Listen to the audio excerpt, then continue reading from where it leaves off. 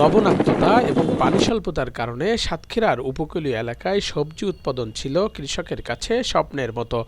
তবে কৃষি অধিদপ্তরের পাশাপাশি স্থানীয় বেসরকারি সংস্থার সহযোগিতায় প্রেমন ফাঁদ ও হলুদ ফাঁদ প্রযুক্তি ব্যবহারে আশার আলো দেখছেন চাষিরা।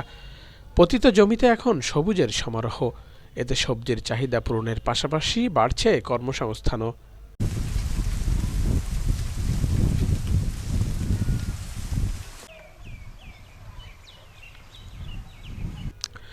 দীর্ঘ সময় ধরে সাতক্ষীরার উপকূলীয় লবণাক্ত জমিতে ফসল হতো না।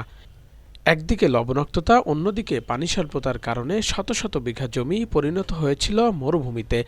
বেসরকারি সংস্থার সহযোগিতায় প্রেমন ফাঁদ ও হলুদ ফাঁদ প্রকল্প পরিবর্তন এনে দিয়েছে উপকূলের চাষিদের।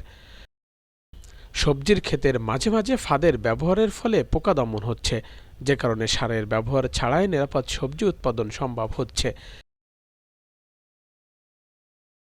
বিষমুক্ত নিরাপদ সবজি হয় বাজারে এই সবজির চাহিদা ব্যাপক থাকায় আশার আলো দেখছেন চাষিরা। এ প্রযুক্তি ব্যবহারের ফলে শীতে ও গ্রীষ্মকালীন টমেটো, বাঁধাকপি, ফুলকপি, সিম, ধান, সরিষা সহ বিভিন্ন ফসল ও শাকসবজি উৎপাদন করা সম্ভব হচ্ছে।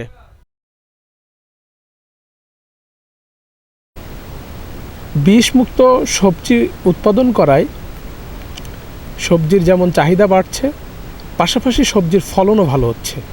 খরচও কম, ফলন ভালো, দুটো মিলিয়ে কিন্তু চাষিরা সফলতার মুখ দেখছেন।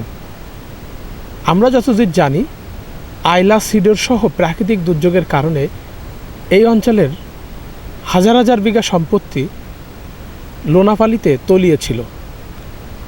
লোনাপানির জলে তলিয়ে থাকার কারণে দীর্ঘদিন ধরে এই অঞ্চলে সবজি, ধান কোনো কিছুই ছিল না, ফলন হতো না। এখানে শুধুমাত্র চিংড়ি চাষ করে জীবিকা নির্বাহ করতেন এখানকার মানুষ। তবে সেই দিন বদলেছে। লবণ সহিষ্ণু জাতের ব্যবহার থেকে শুরু করে বিভিন্ন প্রযুক্তি ব্যবহারের কারণে এই অঞ্চলের প্রান্তিক চাষিরা আজ বিপুল পরিমাণে ফসল উৎপাদন করছেন, নিরাপদ সবজি উৎপাদন করছেন, যে কারণে এই ইতিমধ্যে সাতক্ষীরার বিভিন্ন বড় বড় সবজির বাজার দখল করে নিয়েছেন এসব সবজি চাষিরা।